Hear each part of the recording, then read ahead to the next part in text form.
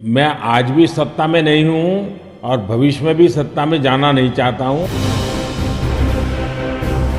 आप मुझे सत्ता में रहने की शुभकामनाएं ना दीजिए। मैं आज भी सत्ता में नहीं हूं और भविष्य में भी सत्ता में जाना नहीं चाहता। ये किसी और के नहीं बल्कि देश के प्रधानमंत्री नरेंद्र मोदी के शब्द हैं।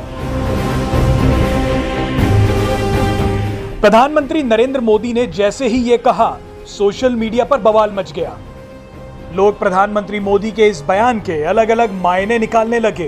दरअसल मन की बात कार्यक्रम में प्रधानमंत्री नरेंद्र मोदी ने एक सवाल का जवाब देते हुए कहा कि मैं सिर्फ देश की सेवा करना चाहता हूं। मेरे लिए ये पद या प्रधानमंत्री होना ये सत्ता के लिए नहीं बल्कि सेवा के लिए है। प्रधानमंत्री नरेंद्र मोदी ने मन की बात कार्यक्रम में आयुष्मान भारत के लाभार्थी से बात की। इस दौरान जब लाभार्थी ने प्रधानमंत्री मोदी से कहा कि आप लंबे समय तक सत्ता में रहें और आपकी उम्र बहुत लंबी हो, तो उस पर प्रधानमंत्री नरेंद्र मोदी ने कहा कि आप मुझे सत्ता में रहने का आशीर्वाद मत दीजिए। मैं हमेशा से सेवा ही करना चाहता हूं।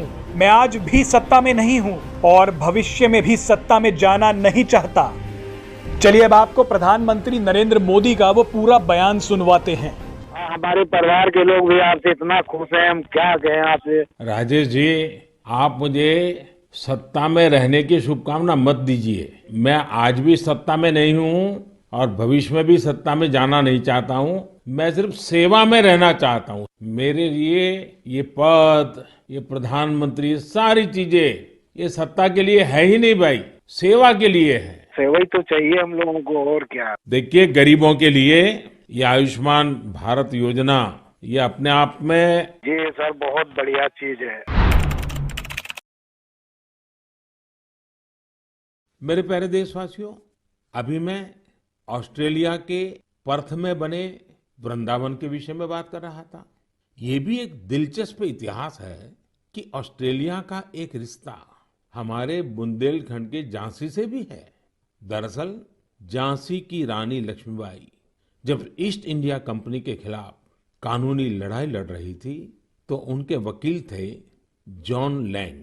जॉन लैंग मूल रूप से ऑस्ट्रेलिया के ही रहने वाले थे। भारत में रहकर उन्होंने रानी लक्ष्मीबाई का मुकदमा लड़ा था।